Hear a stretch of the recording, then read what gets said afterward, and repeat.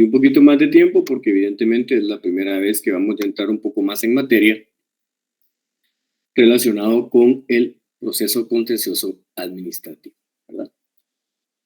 Aquí es donde entramos de verdad en el derecho procesal administrativo. ¿Por qué? Porque recordemos que cualquier rama del derecho procesal lo que va a enfocarse es en todo aquello que sea una cuestión jurisdiccional. Entiéndase que existe un poder judicial involucrado en la resolución de algún tipo de controversia. Entonces, fíjense que, bueno, primero que nada, con sus compañeros que se hicieron sus exámenes extemporáneos, pues creo que también todavía confunden un poco el tema de que los recursos administrativos no son parte del derecho procesal administrativo. No lo hago como una crítica negativa ni tampoco peyorativamente, pero, como les decía yo a ellos ese día también, desde el primer día de clases expliqué, y lo he venido repitiendo, de que específicamente los recursos administrativos son parte del derecho administrativo como tal, ¿sí? Si nosotros analizamos el derecho comparado, pues todo el mundo le dará esa misma explicación.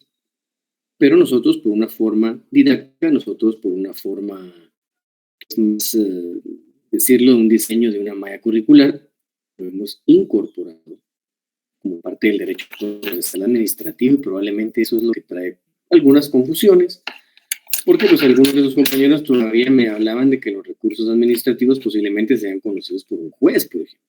Entonces, no, es hasta hoy que vamos a empezar a ver nosotros, netamente, todo lo relativo al derecho procesal como tal, esa parte jurisdiccional, esa parte ya netamente procesal. Así es que lo único que les voy a pedir es en este momento que tengan a la mano su ley de lo contencioso administrativo junto con la Constitución Política de la República de Guatemala. En la sesión pasada tuvimos, que fue presencial, tuvimos apenas una pequeña introducción de lo que vamos a ver ya hoy, puntualmente con el tema y con la legislación aplicable, que es algo que necesitamos nosotros tener, conocer, y para el día miércoles pues ya vamos a poder ver el esquema completo del proceso contencioso administrativo y también pues algunas situaciones distintas cuando sea un proceso contencioso administrativo de tipo tributario. Vamos a arrancar hoy de una vez. Casi dimos el tiempo, espacio de tiempo para que pudiéramos los compañeros de ustedes que aún no se han conectado, pues pudieran estar hoy en esta explicación, porque evidentemente la siguiente semana que estamos en presenciales, prácticamente con este tema vamos a agotar lo que es el contenido de su segundo examen parcial y aparte estamos también claros de que viene el tema del trabajo, que de una vez les anticipo que sí, ya, si bien es cierto, oficialmente no hay un calendario, la fecha estimada de su examen, muy seguramente, será a partir del 14 de octubre que tenemos exámenes, ¿sí? Entonces, tenemos después sesiones únicamente en línea, después de la última fecha presencial, que es la entrega del trabajo.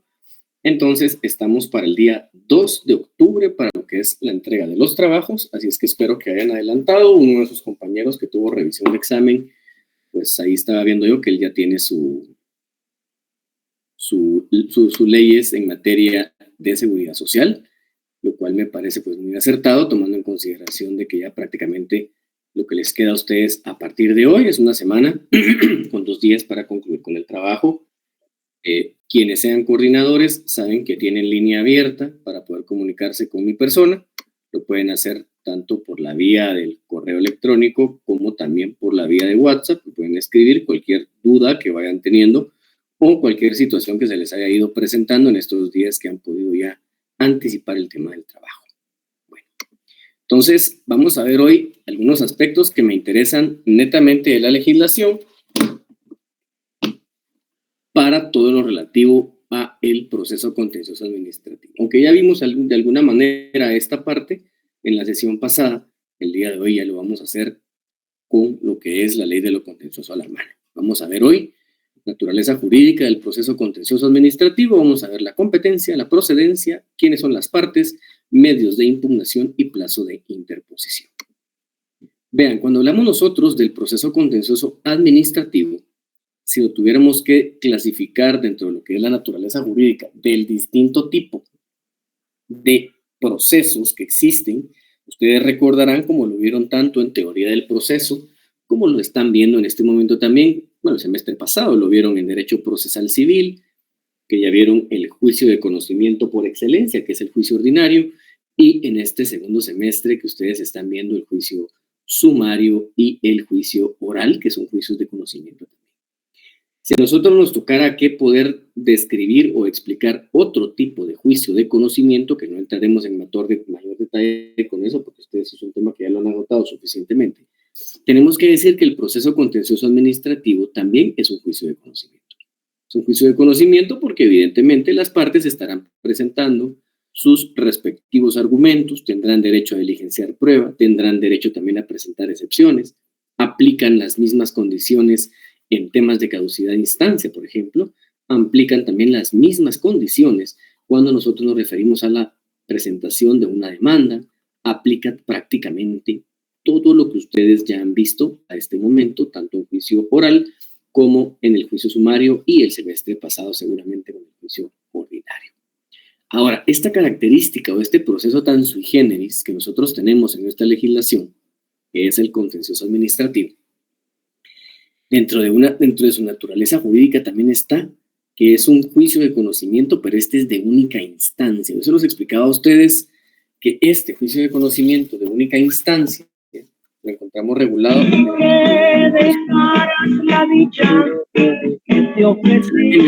escuchando música puede apagar su micrófono, por favor.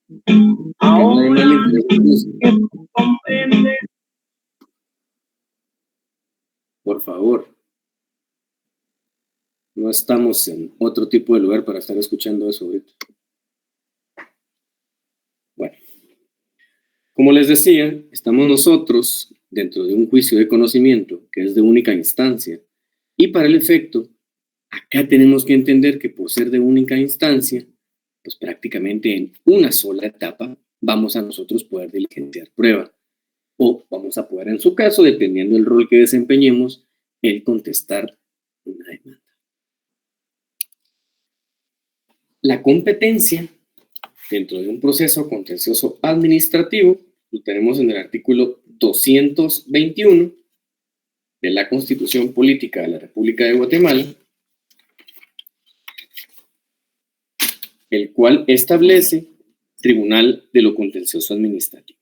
Su función es de contralor de la juridicidad de la administración pública y tiene atribuciones para conocer en caso de contienda por actos o resoluciones de la administración y de las entidades descentralizadas y autónomas del Estado, así como en los casos de controversias derivadas de contratos y concesiones administrativas. Para ocurrir a este tribunal no será necesario ningún pago o caución previa, sin embargo, la ley podrá establecer determinadas situaciones en las que el recurrente tenga que pagar intereses a la tasa corriente sobre los impuestos que haya discutido o impugnado y cuyo pago al fisco se demoró en virtud del recurso. Y la parte que necesito que ustedes, me interesa bastante, la puedan marcar, es este último párrafo. Contra las resoluciones y autos que pongan fin al proceso, puede interponerse el recurso de casación. Prácticamente aquí nos está cerrando la puerta para decir que sea o que exista otra instancia del mismo.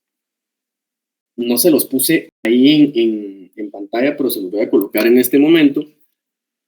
El otro fundamento que me hace falta ahí colocarles, que es el artículo 18 de la Ley de lo Contencioso Administrativo.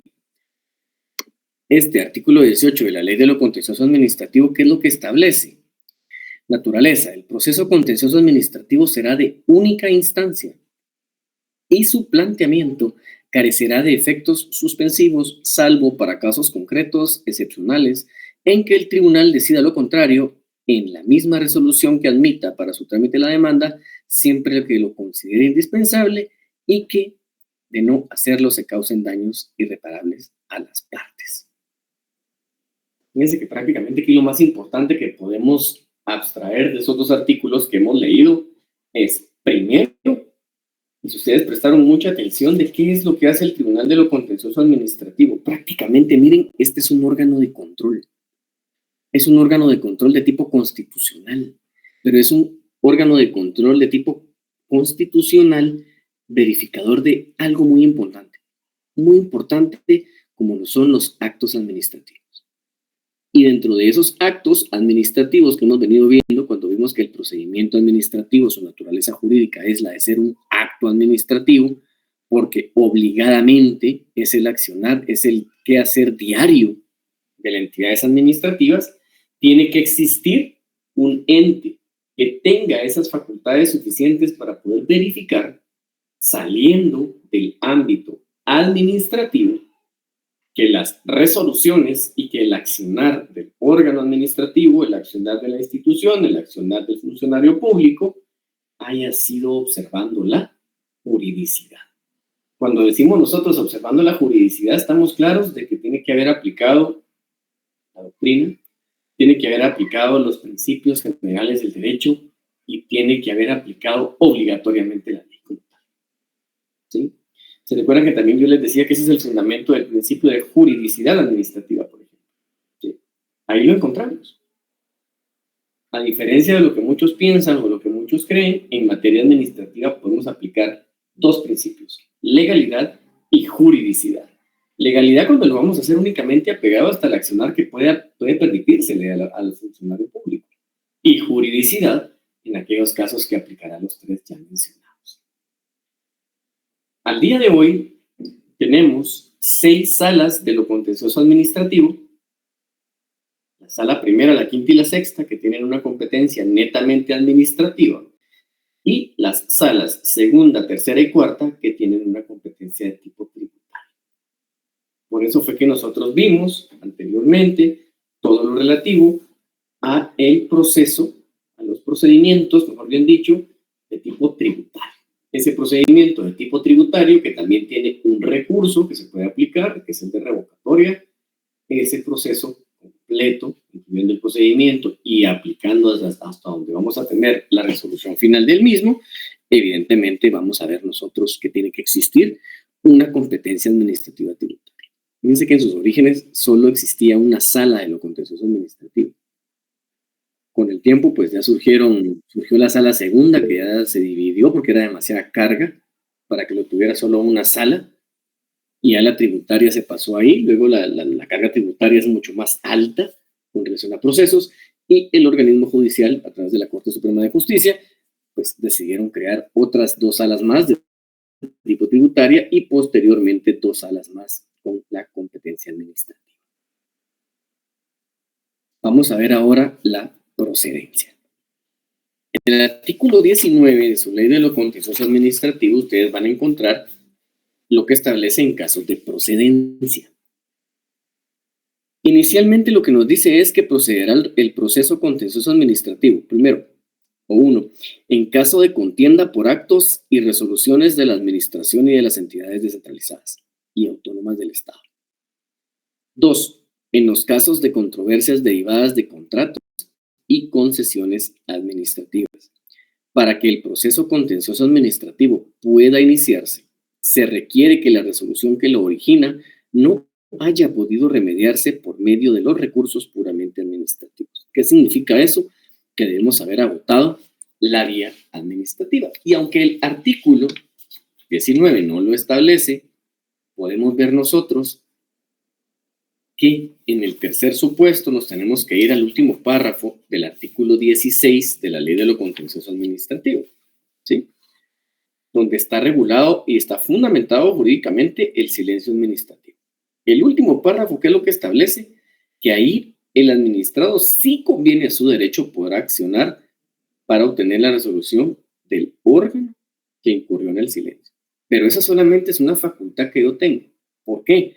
Porque si nos damos cuenta, nosotros en el artículo 16, que lo leeremos ahora completamente, vamos a encontrar que transcurridos 30 días a partir de la fecha en que el expediente se encuentre en estado de resolver, sin que el ministerio o la autoridad correspondiente haya proferido resolución, se tendrá para el efecto de usar la vía contenciosa administrativa por agotada la vía gubernativa, y por confirmado el acto o resolución que motivó el recurso. Entonces, aunque no lo establece puramente el artículo 19, en el caso que a ustedes en alguna ocasión les toque que plantear un contencioso administrativo y que hayan decidido no agotar la vía del amparo para obligarlos a una resolución, evidentemente, ¿cuándo no vamos a nosotros a agotar la vía del amparo? Cuando para nosotros es urgente, cuando le conviene a nuestro cliente, ¿verdad?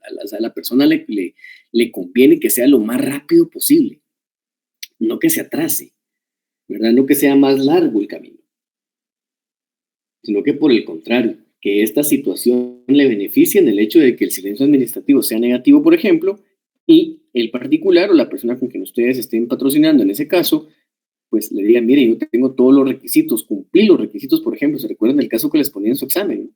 De una licencia, de haber solicitado una licencia, que tenía prácticamente todo, que ya se tenía que haber emitido la resolución y no la habían emitido, por ejemplo. Casos como esos, evidentemente, es que nosotros no vamos a agotar el amparo, mejor nos vamos al contencioso de una vez, porque recuerden que el amparo únicamente va a obligar a emitir la resolución, cosa que no ha garantizado, por ejemplo, que vaya a ser declarado por lugar. Ahora, fíjense ustedes de que también hay otra procedencia más. Esto lo vamos a encontrar en el artículo 20. Fíjense que el artículo 20 de la Ley de lo Contencioso Administrativo nos da la facultad de que el Estado pueda plantear, que pareciera una situación bien particular, pero inversa, es cuando se ha declarado, se ha emitido una revocatoria cuando un contrato ha sido declarado lesivo. ¿Sí? Fíjense que el último párrafo del artículo 20 establece: si el proceso es planteado por la administración, por sus actos o resoluciones, no será necesario que concurran los requisitos indicados, ya los vamos a ver cuáles son, sino que en este caso es siempre que el acto o resolución haya sido declarado lesivo para los intereses del Estado en acuerdo gubernativo emitido por el presidente de la República en Consejo de Ministros. Cuando tenemos un contrato como tal, por ejemplo, aquí puede haber existido un acto o resolución como tal, y en estos casos en los que se busca la lesividad de ese acto administrativo, pareciera un poco paradójico, pero no solo basta con la lesividad que emita el presidente de la República, sino que posteriormente el funcionario estará obligado a plantear un proceso contencioso administrativo. Este proceso contencioso administrativo, ya vimos, es otra de los casos de procedencia, pero este está en el artículo 20. ¿Sí? Ahora, ¿qué necesitamos nosotros para poder plantear un proceso contencioso administrativo? Todo el artículo 20 como tal establece, primero, que se tiene que haber agotado la vía administrativa. Eso significa que la resolución haya causado estado. ¿Qué significa eso? Que se emitió una resolución dentro de un procedimiento administrativo, que nosotros llevamos a cabo todo el proceso de impugnación a través de los recursos correspondientes, algunos como los cuales ustedes están viendo, y por último, ¿sí?, que esta resolución ya esté firme, que significa que ya exista una resolución como tal. Y segundo, que exista un agravio que esté vulnerando un derecho. Claro, estos, como ya vimos, no van a aplicar en aquellos casos en los cuales la misma administración pública está diciendo, el presidente de la República dice, miren, este contrato es lesivo para los intereses del Estado. Esta situación es lesiva para los intereses, no podemos continuar con este caso, con este proceso, con este contrato, y se declarará la lesividad y posteriormente plantear el proceso contencioso administrativo. Fíjense que el artículo 20 de la Ley de lo Contencioso Administrativo establece un epígrafe que no tiene mucha relación con el contenido. Yo preferiría que ustedes no le coloquen mucha atención al epígrafe, porque ¿qué es lo que establece? Que para plantear este proceso, la resolución que puso fin al procedimiento administrativo debe reunir los siguientes requisitos. A, que haya causado estado, y da una explicación. nos dice, establece que esto, muy puntual, causan estado la resolución en la administración que decidan el asunto cuando no sean susceptibles de impugnarse en la vía administrativa por haberse resuelto los recursos administrativos. B, que vulnere un derecho del demandante reconocido por una ley, reglamento o resolución anterior. Y luego el tema que ya vimos, en el cual no va a ser necesario este tipo de situaciones siempre y cuando sean esos casos muy puntuales que exista una declaratoria de lesividad. ¿Quiénes pueden ser o quiénes se les va a considerar como partes dentro de un proceso como tal? Bueno, fíjense que la personalidad establece ahí el epígrafe, que en realidad está un poco, a mi criterio, está mal utilizado el epígrafe, por eso no le damos validez interpretativa, pero en ese artículo 22 están regulados quiénes pueden ser partes en el contencioso administrativo. En el proceso como tal serán partes, además del demandante, la Procuraduría General de la Nación, sería el segundo. Tercero, el órgano centralizado o la institución descentralizada de la administración que haya conocido el asunto. Luego, las personas que aparezcan con interés legítimo en el expediente administrativo correspondiente y cuando el proceso se refiera al control o fiscalización de la hacienda pública, también la Contraloría General de Cuentas. Entonces, al final de cuentas, los primeros 4, mejor dicho, los primeros 3, prácticamente los vamos a encontrar en todos los contenciosos administrativos. ¿Sí? El demandante, la PGN y el órgano. Ahora, fíjense que, ¿qué pasa en aquellos casos en los cuales es a la inversa? Que el órgano o institución, que es el Estado de Guatemala, el que está planteando un proceso contencioso administrativo con ocasión de una declaratoria de lesividad. Entonces, prácticamente ahí quien será el demandado, porque aplica las figuras de parte activa, parte pasiva, autor y demandado, en este caso sería el particular, ¿verdad? Que puede ser una persona individual o una persona jurídica contra quien se esté iniciando este proceso. ¿Sí? Pero eso va a proceder, como ya vimos, en esos casos en los cuales hay una declaratoria de lesividad o, en su defecto, aquellos casos en los cuales hay algún interés de lo que es la hacienda pública. Vamos a ver ahora qué puedo hacer yo contra esas resoluciones dentro de un proceso contencioso administrativo si ya vimos que es un proceso de única instancia. Por ser de única instancia, el proceso contencioso administrativo ya restringió lo que es la apelación. El artículo 27 de la Ley de lo Contencioso Administrativo establece que, salvo el recurso de apelación, en este proceso son admisibles los recursos que contemplen las normas que regulan el proceso civil, incluso el de casación, contra las sentencias y autos definitivos que pongan fin al proceso, los cuales se sustanciarán conforme tales normas. Yo les pongo aquí en pantalla cuáles son esos medios de impugnación que vamos a poder utilizar, porque la Ley de lo Contencioso Administrativo expresamente nos está remitiendo al Código Procesal Civil y Mercantil. Entonces, ¿qué medios de impugnación voy a poder utilizar yo? Aclaración y ampliación, revocatoria y reposición, nulidad y casación. Cuando hablamos nosotros, hago la aclaración también, valga la pena aunque esté en pantalla el término, ¿no? Revocatoria y reposición son los que están dentro del Código Procesal Civil y Mercantil y que tienen una procedencia específica, ¿sí? Aquí hay una procedencia específica en contra de cierto tipo de resoluciones de la Sala de lo Contencioso Administrativo, en contra de las cuales procederán estos recursos de reposición y de revocatoria. ¿Sí? No van a confundir que son los que están regulados en la Ley de lo Contencioso Administrativo, ¿verdad? Que son dos cosas totalmente distintas, son dos cosas totalmente diferentes. Vamos a ver ahora el tema de los plazos de interposición con relación al proceso contencioso administrativo. El artículo 23 establece que son el plazo para el planteamiento del proceso contencioso administrativo es de 3 meses contados a partir de la última notificación de la resolución que concluyó el procedimiento administrativo. Aquí quiero hacer un alto, porque este es el primero de los supuestos, ¿sí? no es que tengan que darse los tres, sino que este es el primero de los supuestos, ¿verdad? Entonces, si ustedes lo pueden separar de alguna manera, disculpen ustedes, pero ando con demasiada alergia hoy, un poquito la nariz tapada.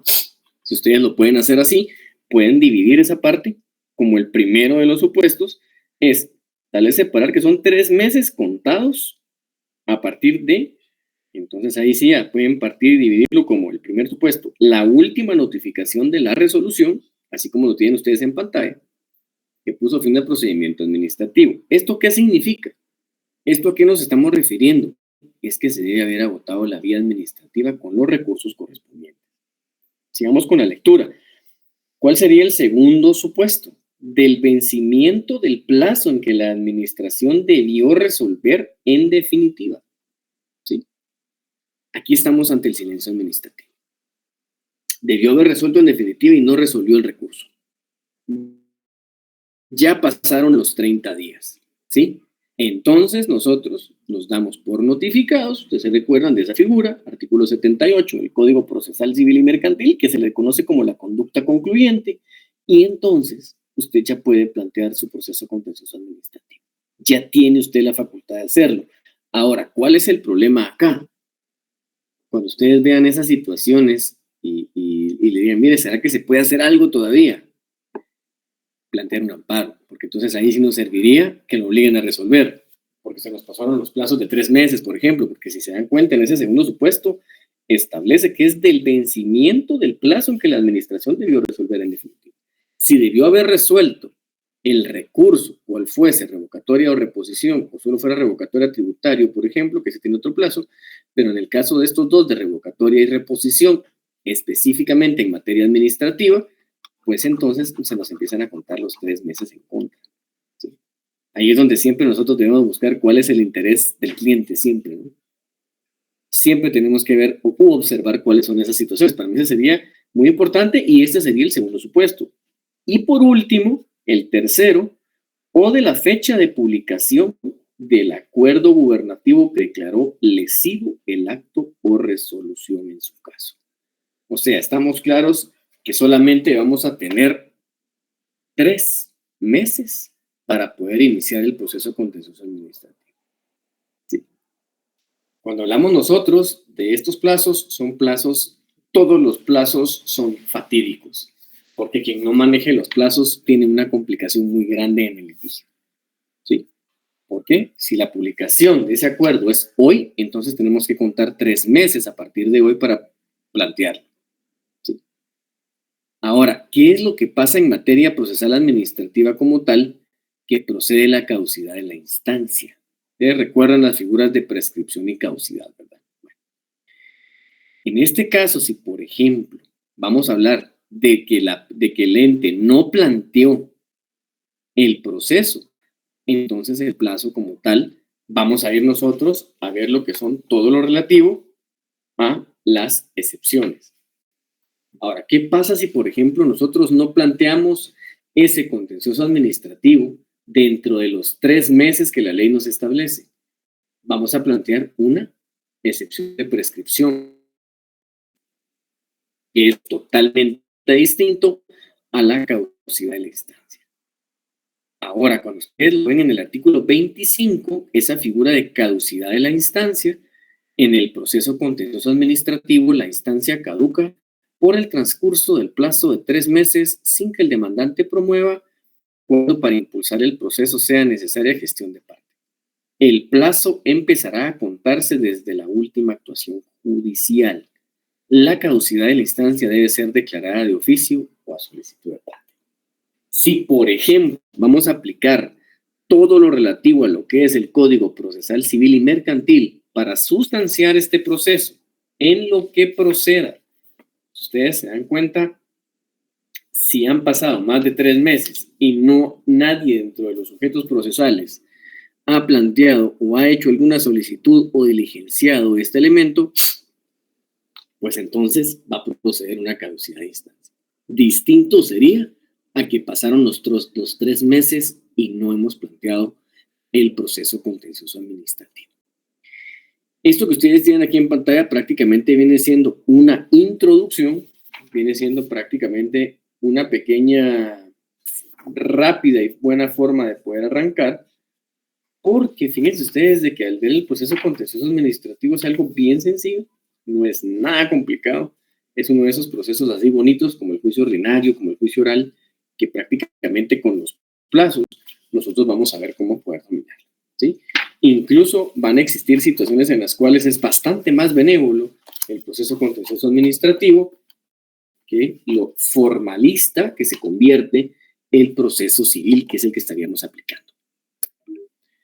Vamos a abrir este espacio de preguntas y respuestas y posteriormente voy a escuchar los comentarios que tengan con relación al trabajo, pues para saber cómo van, que es lo que más me interesa también, que han adelantado.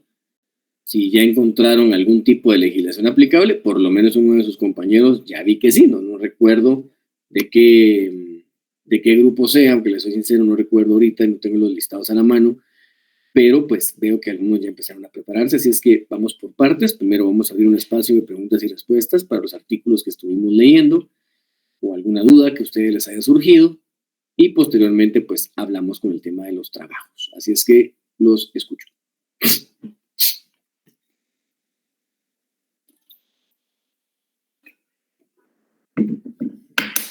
A veces me alegra, pero también a veces me preocupa cuando no me preguntan, entonces que quedó todo claro. Bueno, ahí pido la palabra a Andrés, así es que lo escuchamos. Primero vamos con Andrés y luego vamos con Carla Roxana Cabrera. Gracias, licenciado. Solo para tener claro que usted habló acerca de la declaratoria de lesividad del artículo 20, pero en este caso es cuando mencionó que es el Estado, ¿verdad? Que es el que está planteando.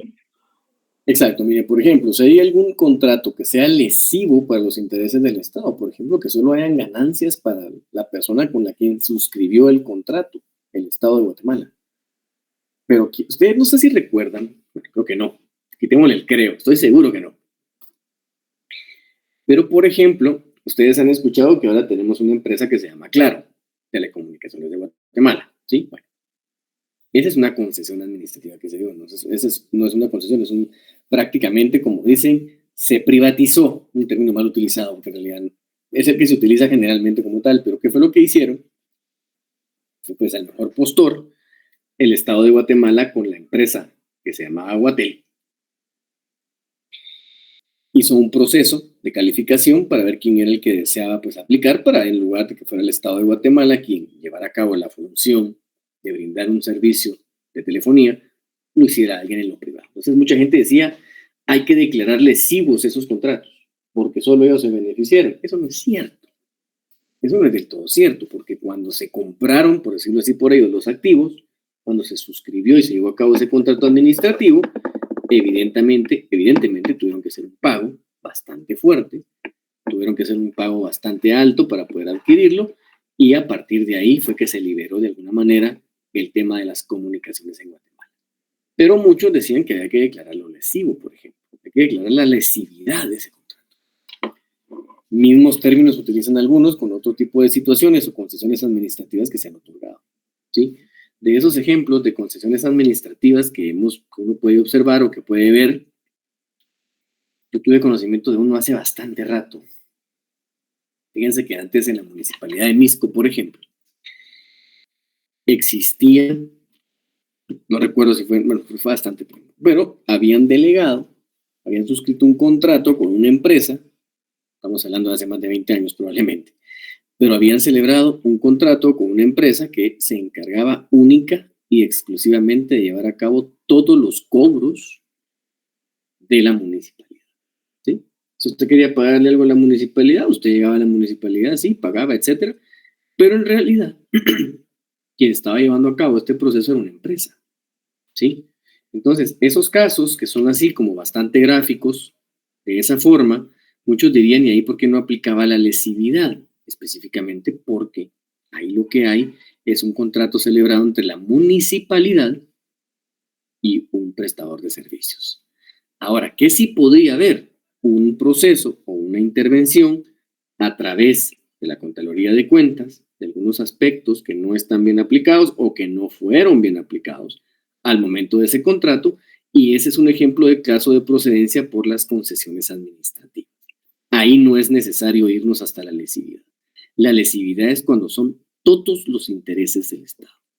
Es cuando son todos los que nos vemos perjudicados. ¿Sí? Si nosotros lo viéramos de esa forma, como muy puntualmente se puede ver, entonces en esa situación o en ese caso estamos hablando de una lesividad, que es cuando es afectado para todos, y una concesión administrativa es solamente ese aspecto lo que está perjudicando, y en esos casos pues también puede llevarse a cabo el procedimiento de demanda para dejarlo sin lugar. No sé si con eso resuelvo su duda, y si no, pues pasamos con su otra compañera. Así es, gracias, licenciado. Y solo para mencionar también que, entonces, así como dice la ley, no es necesario que concurran todos los requisitos que haya causado Estado o que ya se haya vulnerado un derecho pues, del mismo Estado, sino que tiene como algo que le da tal vez como ventaja, diría yo, ¿verdad? Porque se pueden saltar todos estos requisitos que se hayan pedido antes. O sea, sí, porque recuérdese que el que emitió la resolución que quieren dejar ahora sin efecto fue el mismo Estado. O sea, él mismo quiere dejar sin lugar lo que él emitió. ¿Sí? Es el mismo Estado quien lo está haciendo. Entonces, por eso no va a votar usted la vía administrativa, porque ni modo que se va a plantear un recurso él mismo, pues, o sea, no se podría, ¿verdad? O sea, esa es realmente la explicación que tenemos. Pero sí, exactamente así es. Gracias, licenciado. Muy bien, vamos con Carla Roxana. No sé si se le marcó. Buenas tardes, licenciado. Perdón, le escucho. Ajá, es que no le escuché sobre el plazo de la interposición de los 3 meses. O sea, si no interponemos nada dentro de esos 3 meses, que son como 3 literales que dijo, o sea, ¿qué podemos interponer ahí? Bueno, mire, pues, vamos por partes. Cuando usted está en un procedimiento administrativo y lo agotó, luego le queda el tema de los recursos administrativos. ¿Sí? Bueno, viene usted, plantea el recurso administrativo en contra de esa resolución, busca agotar la vía gubernativa, dejando sin lugar esa misma resolución como tal, pero resulta que nunca emitieron la resolución final del recurso, ¿sí? Como lo establece el artículo 16 de la Ley de lo Contencioso Administrativo. Entonces, supongámonos en un caso muy práctico, ¿sí? Usted llega a su cliente, a usted a su oficina y le dice, mire, fíjese que yo planteé este recurso, por ejemplo, y ya se diligenció prácticamente todo, está en estado de resolver, pero no han resuelto. ¿Cuánto tiempo pasó ya, por ejemplo? Pues mire, ya pasaron 6 meses. De una vez uno tiene claro que si ya pasó la fecha en que debió haberse hecho eso, entonces los 3 meses para irme al contencioso prácticamente a mí ya me perjudicaron, ¿sí? Entonces ahí sí, ¿yo qué haría? Bueno, mire, ¿sabe qué? Interrumpamos ese placito que nos puede correr a favor, pero nos puede correr en contra, porque por ejemplo, usted lo que busca es la resolución del recurso, porque si lo que no queremos es esperar indefinidamente, sino que sí necesitamos llegar ya al contencioso, pero por ejemplo el plazo ya se nos fue, porque no han emitido la resolución. Eso será sí y solo sí en aquellos casos en los cuales no se haya emitido la resolución dentro de un recurso administrativo que se encuentra en estado de resolver, ¿sí? Entonces ahí sí, planteemos el amparo para que lo obliguen a resolver. Planteemos el amparo, le den un plazo para que resuelva, y entonces ahí sí ya nosotros diríamos, bueno, nos evitamos el problema de que se nos fue, como diríamos muy coloquialmente, ¿no? Mire, ya se le pasó el plazo para poder plantear el contencioso. ¿Sí? Planteamos un amparo para que le den un plazo para que resuelva. ¿Sí? Por ejemplo, podría ser, si usted dice, yo no me quiero ir al contencioso todavía y no le conviene que se quede ahí 2 años esperando la resolución, pues, pero claro, siempre, como les digo yo, en este tipo de situaciones es evaluar qué es lo que le beneficia a su cliente más. Si a su cliente le beneficia que exista resolución, búsquela a toda costa.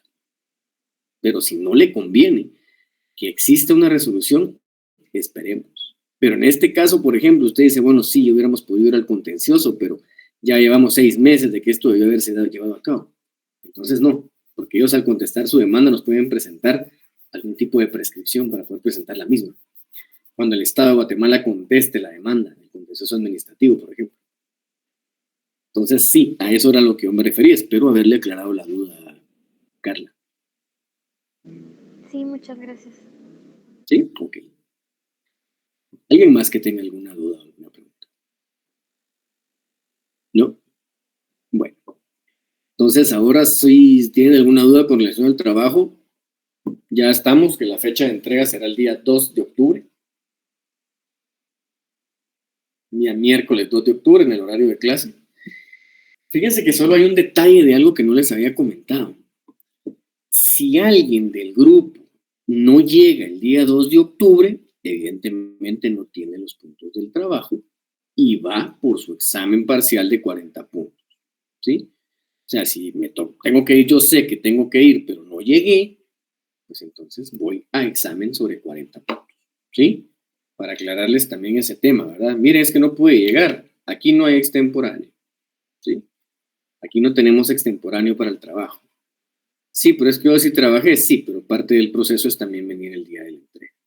Si es que, pues, para aclarar ese tema y también para que ustedes se lo hagan llegar al resto de sus compañeros que, por ejemplo, digan, bueno, yo no voy ese día o no puedo llegar ese día, no pasa absolutamente nada, sino que pues, va por los 40 puntos en el examen parcial que les digo, muy seguramente lo arrancamos a partir del 14 de octubre.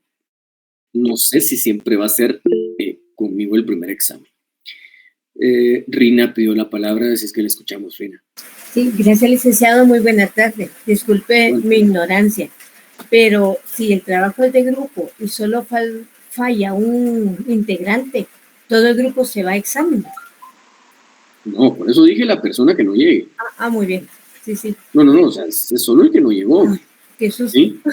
Gracias. No, por uno que no llegue, no vamos a afectar al resto de personas por uno que no llegue.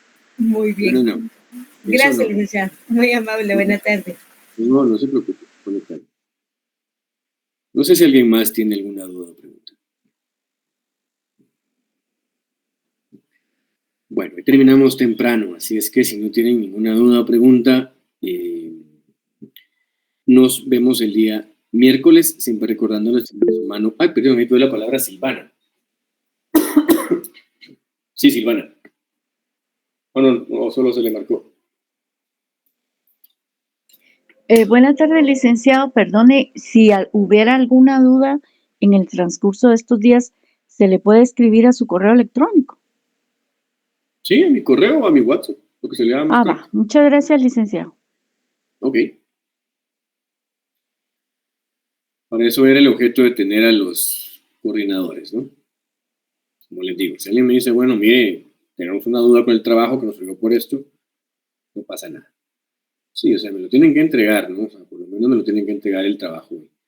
De todas maneras, la siguiente semana tenemos el tiempo suficiente para poder todavía verificar, no sé, algún tipo de situación que se les vaya dando con relación al trabajo. El día 30, por ejemplo, sería el último día que podríamos discutir o platicar acerca de cómo está su trabajo y vemos cómo lo tienen trabajado. Doy la palabra a Diego. Escuchamos, Diego. Licenciado, muy buenas tardes, ¿me escucha? Sí, yo tengo una duda acerca de los recursos de la municipalidad. Mi pregunta en concreto es, yo estaba viendo que en el Código Municipal indicaba que en esto de la ley, perdón, del concesionario administrativo, indica que están los recursos de revocatoria y de reposición, que también se dan las municipalidades. Mi pregunta es, en los memoriales, ¿se hace de ambos o podemos elegir uno? No entendí la pregunta. Las municipalidades, los recursos admisibles son los mismos que indica la ley de lo contencioso administrativo, o sea, la revocatoria y la reposición. Entonces, al momento de hacer los memoriales o el memorial, mi pregunta es si podemos elegir uno o podemos hacer ambos o debemos hacer ambos. ¿Estás seguro que en el Código Municipal no encontró recursos? Puede ser. Por ahí voy a partir la pregunta. Pero,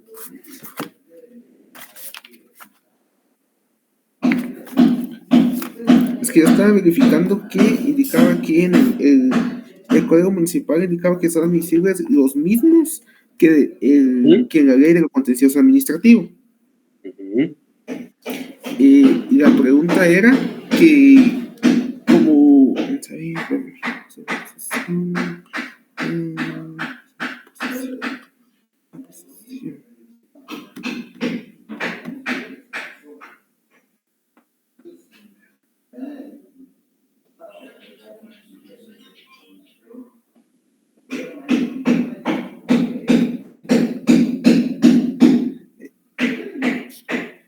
licenciado, fíjese que yo estaba viendo aquí en el Código Municipal, es que, Ajá.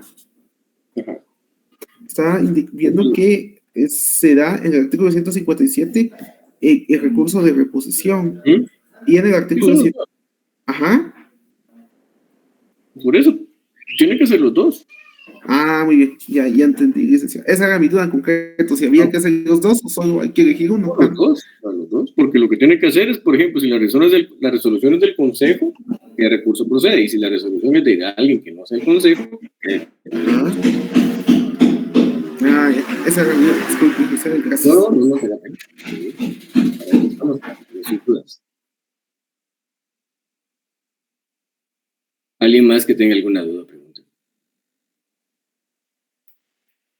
Bueno, muy bien, entonces nos vemos el día miércoles, ¿oyeron? En un momento les comparto el trabajo del día de hoy. Así es que nos vemos el día miércoles, que tengan una feliz tarde. Feliz tarde, licenciado. Licenciado.